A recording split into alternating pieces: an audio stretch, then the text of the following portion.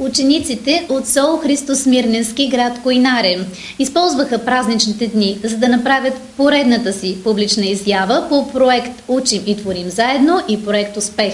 Тържеството, посветено на Лазаров ден, се проведе в навечерието на празника в салона на читалище Христо Ботев, град Койнаре.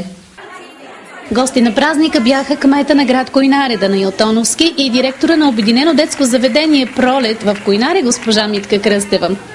Уважаеми родители, скъпи колеги и скъпи ученици, добре дошли на тържеството по случай Лазаров ден. Отбелязването на този народен обичай е дейност от изпълнението на проектите «Учим и творим заедно» и «Успех». Участници са представителите на клубовете, традиции и ритуали на различните етноси, сив фолклор на етносите, с ръчни ръце и магията на театъра от ОДЗ Койнаре и СОУ Христо Смирненски. Извън класната и извън училищната дейност имат много важно значение за личностното развитие на нашите деца. Ползването на народните традиции и познаването на богатството, което те носят, трябва да се съхрани за бъдещите поколения. Благодаря ви на всички, които уважихте нашето тържество. Дано допринесе за празничното ви настроение през следващите 2 седмици на великденските празници. Пожелавам ви добро посрещане на великденските празници и много весело изкарване с представителите на нашите клубове.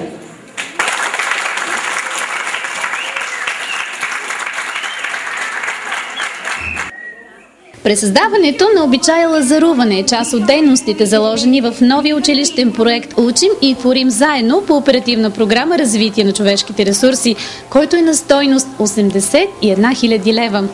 На сцената последователно се изявиха децата от клуб «Традиции и ритуали на етносите» от ОДЗ «Пролет», които представиха обичая лазаруване, последвани от вокална група «Цветни звездички» с ръководител госпожа Евелина Иванова.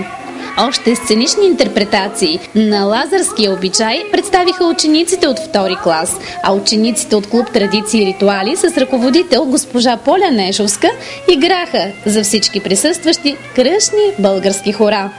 Истинската изненада беше запазена за финала – дебютното представяне на училищния музикален състав.